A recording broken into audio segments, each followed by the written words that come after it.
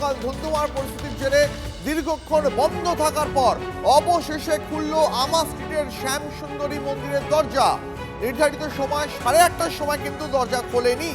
ভক্তদের বিক্ষোভের জেরে দীর্ঘক্ষণ পর অবশেষে মন্দির খুলল। আপনাদের গতকাল ছবি দেখিয়েছিলাম। গতকাল সন্ধ্যেবেলা পুজো দেওয়া নিয়ে রণক্ষেত্র পরিস্থিতি তৈরি হয় আমা স্ট্রিটে। পুলিশের লাঠি খেতে হয় পুণ্যার্থীদের, পাল্টা ইডি বৃষ্টিতে জখম হয় পুলিশও। এই ঘটনায় দুজনকে আটক করে পুলিশ। আপনাদের আজকে সকালের ছবি এই মুহূর্তে দেখাচ্ছি। মন্দিরের দরজা অবশেষে খুলেছে ভক্তদের চাপে।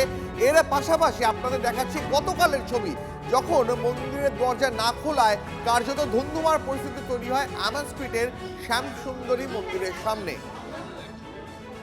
আমাদের প্রতিনিধি সুমন মহাপাত্র আমাদের সঙ্গে রয়েছেন সরাসরি এই মুহূর্তে। সুমন, যে মন্দিরের দরজা আজকে নির্ধারিত সময় খোলেনি, অবশেষে ভক্তদের চাপে মন্দিরের দরজা খুলতে হলো। আমার প্রশ্ন হচ্ছে যে কেন মন্দির গতকাল বন্ধ ছিল বা আজকেও নির্ধারিত সময় খুললো না, এটা নিয়ে মন্দির কর্তৃপক্ষ কিছু জানিয়েছে?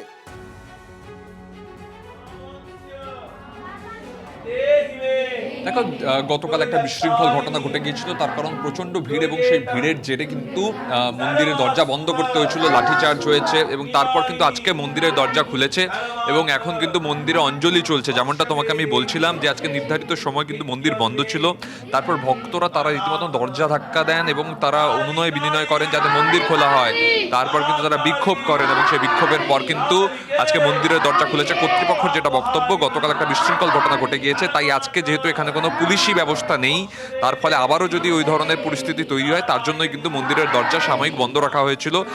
এখন মন্দিরের দরজা খুলেছে এবং খোলার পরে কিন্তু প্রচুর মানুষ, যারা 2 ঘন্টা 3 ঘন্টা 4 ঘন্টা ধরে অপেক্ষা করছিলেন, তারা কিন্তু এসে অঞ্জলি দিচ্ছেন। দীপ, গতকাল ভক্তরা একটা কথা, গতকাল এবং আজকে ভক্তরা একটা কথা বলছিলেন যে এই মন্দির সংক্রান্ত নানান ভিডিও সোশ্যাল মিডিয়ায় ভাইরাল হয়, একাধিকবার মন্দিরে আসার জন্য আহ্বান জানানো হয়, তারপরে মন্দিরের দরজা এলে কেন দেখা মিলছে না, শ্যামসুন্দরী মন্দিরের দরজা কেন খুলছে না, এই প্রশ্ন ভক্তরা তুলছেন।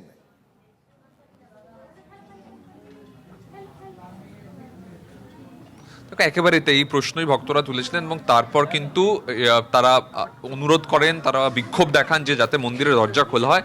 তারপর কিন্তু মন্দিরের দরজা খুলেছে এবং তুমি সরাসরি দেখতে পাচ্ছ যে যারা 2 ঘন্টা 3 ঘন্টা, কেউ এসছেন ইচ্ছাপুর থেকে, কেউ আরো দূর দূরান্ত থেকে, তারা কিন্তু এসে অবশেষে মন্দির দর্শন করতে পারছেন। এবং এখন কিন্তু এখানে অঞ্জলি হলো, তারপর ঠাকুরকে ভোগ দেওয়া হবে, আবারও অঞ্জলি হচ্ছে।